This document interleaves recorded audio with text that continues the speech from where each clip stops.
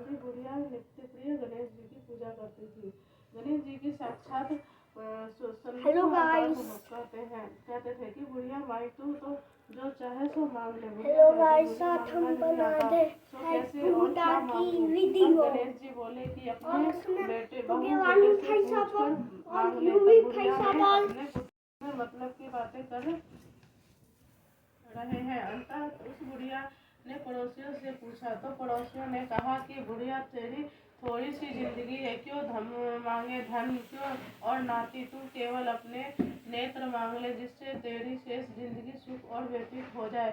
उस बुढ़िया ने अपने बेटे और बहू तथा पड़ोसियों की बात सुनकर घर में जाकर सोचा कि बेटा और बहू और मेरा सबका ही भला हो, वह भी मांग लूं और अपने मतलब की चीज भी मांग लूं। जब दूसरे दिन श्री गणेश जी आए और बोल बुढ़िया माई क्या मांगती है? हमारा वचन है तो तू मांगेगी सो ही पाएगी। गणेश जी के वचन सुनकर बुढ़िया बोली, हे गणराज, यदि आप मुझे पर प्रसन्न है तो मुझे 9 करोड़ की माया दे, निरोगी काया दे, अमर सुहाग दे, आंखों में प्रकाश दे, नाती पोता दे और समस्त परिवार को सुख दे और अंत में मोक्ष दे।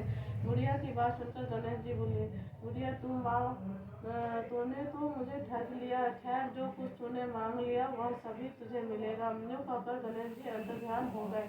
हे गणेश जी, जैसे बुढ़िया माँ को मांगे अनुसार सब कुछ दिया है, वैसे ही सबको देना और हमको भी देने की कृपा करना।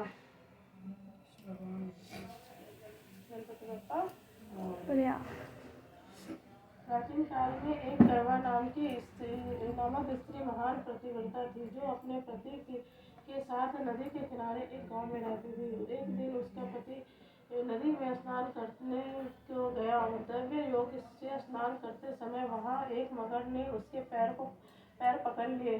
तब वह मनुष्य करवा करके अपनी पत्नी को चिल्लाकर पुकारने लगा। अपने पति की आवाज सुनकर उसकी पतिव्रता स्त्री करवा भागी हुई चली आई और उस पतिव्रता ने अपने आते ही मगर को कच्चे सूत के धागे से बांध दिया। मगर को बांधकर वह अपने पतिव्रत धर्म के बल से यमलोक में पहुंच गया। यमराज से बोली, हे भगवान, मेरे पति को मगर ने पकड़ लिया है। इस अपराध से आप अपने बल से मगर को नरक में डाल दो। करवा की यह बात सुनकर के यम बोले कि अभी मगर की आयु शेष है, अंततः मैं अभी उसको नहीं मार सकता। यमराज की बात सुनकर करवा बोली, यदि आप ऐसा नहीं करोगे तो आपको साथ देकर नष्ट कर दूंगी। करवा की यह बातें सुनकर यमराज ने